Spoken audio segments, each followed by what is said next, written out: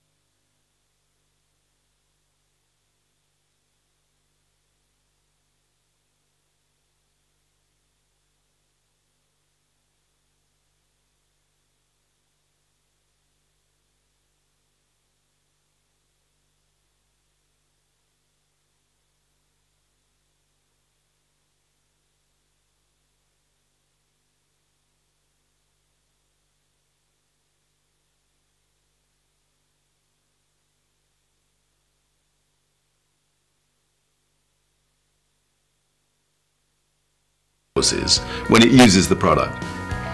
And this provides a phenomenal opportunity to engage through the brands with consumers in a completely different way. That kind of creativity, empowering consumers rather than preaching at them, is precisely the challenge that lies ahead now. What I think an organisation like Unilever needs to be able to do is be very fleet of foot, and that means lots of experimentation. It means striking alliances with lots of different types of organisations and partnerships. We need to be aligning the different brand teams so that actually there's much more conversation about the experimentation that's being done. Global brands have a huge influence on people's lives. It may not always be completely explicit, it may sometimes be undercurrents, as it were, rather than big mainstream messaging. But there's no doubt that the impact they can have on people's lives and the way they can help them to consume and live differently is enormous.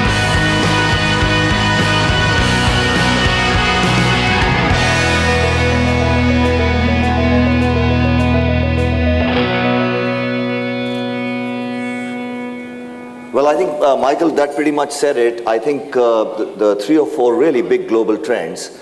The first one, I think, the most exciting one, according to me, is the shift of the economic center of gravity towards the emerging markets.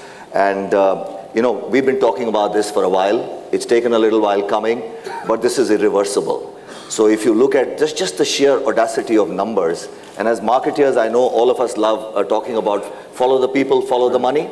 85% of the world lives here in the developing markets. The entire population growth is going to be here, and 90% of the economic growth is forecast now to come really from the developing and emerging markets.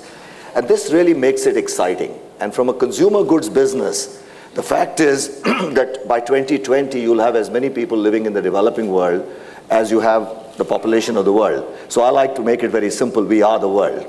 And if you look at it from that point of view, 2 billion people are going to move up and be better off than they are today.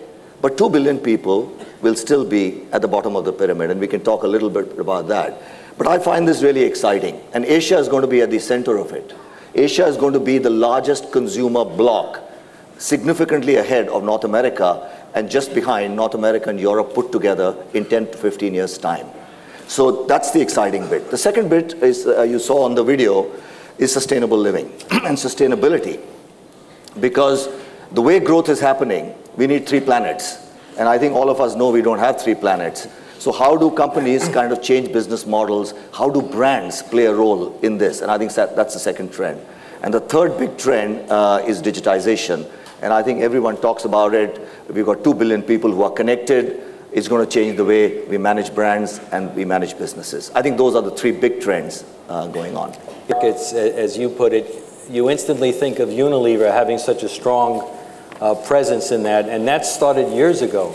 So how does a company, what are the business implications of that? You've had many years of investing in those markets, and you really see it firsthand. But what are the overall business implications of that? I think, you know, if you have to kind of bottle it, some of the learnings that we've had as a company is not very different from, I'm sure, a lot of people in this audience have had running their businesses here. We've been in India now for 100 years, right. And that's not a rounded number, by the way. It has been 100 years, and we started with brands at the end of it. We started with Sunlight, and we started with Lifebuoy. I think the few lessons about operating in developing markets and operating specifically in India, the first one is what I call straddling the pyramid. There is not one India. There are many, many Indias. And how do you ensure that you are able to cover different consumer segments and different price points to make sure that you're able to meet the needs of a large number of very heterogeneous consumers? I think that's number one. The second bit that I think is important is in markets like India, you are not competing for market share all the time. You're competing for what I call non-consumption. The biggest opportunity is market development, competing for non-consumption. And I think that's the second big mindset that you have to change when you operate here. And the third bit is affordability and accessibility. I mean, everyone talks about it, but I can tell you half our business in many, many categories comes really from products that sell at under 10 cents. Okay, and in some cases at 2 and 5 cents. So the question really is, how do you create that affordability that will drive consumers into your portfolio, into your categories, but at the same time make money doing it? And I think that is where this whole idea of developing business models that are equivalent of reverse engineering. You start with what the consumer wants to pay, and then say, okay, if that's what she wants to pay, let me give it to her at that price, and then find a way of making money on it. I'll give you a classic example in this market. And the last bit that I think is important is accessibility. This is a big country, and the ability to reach consumers where they are is mission critical. So I think those are some of the lessons. And the last bit, which I'm sure everyone here will agree, is the importance of having the right talent, people who understand consumers. And that's really important too. Well, this isn't a leading question, but maybe it is. So how do you mentioned all the different consumers, all the different markets, and all the different media that are out there and so on. So how do you market to the consumer in that kind of environment? Not easy, but maybe I'll ask you that question. Right. But I think the first thing is you've got to remember that when you talk about straddling the pyramid, even in media terms, in terms of reach, you have to find different ways of reaching different consumers. We have a situation where we've got 80 million people on the internet, but we've got 300 million people that live in media dark, pockets of India. And you have to find ways of addressing each of these kind of people.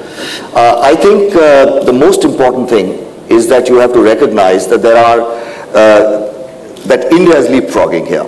There are 700-800 million mobile phones, for example. Right. The question is, everyone talks about it, but are we really beginning to understand the power of using mobile phones in terms of marketing our brands to urban and rural? Okay. The second bit is digitizing the consumers, and what is the correct message that has to go out to them. And I think it's an exciting time, and I think you're absolutely right in terms of mobile. I think we haven't even scratched the surface yet of the opportunity with mobile, because more people are accessing the internet via their mobile phone than the computers, the PCs, if you will. So we haven't done a good enough job yet in terms of leveraging that opportunity. But I do believe that this accountability and reaching the consumer when and how they want to is part of that integrated offering that we have to use to get to those various consumers. So it's really an exciting time to be in our business yeah. and to really gain market share. Absolutely.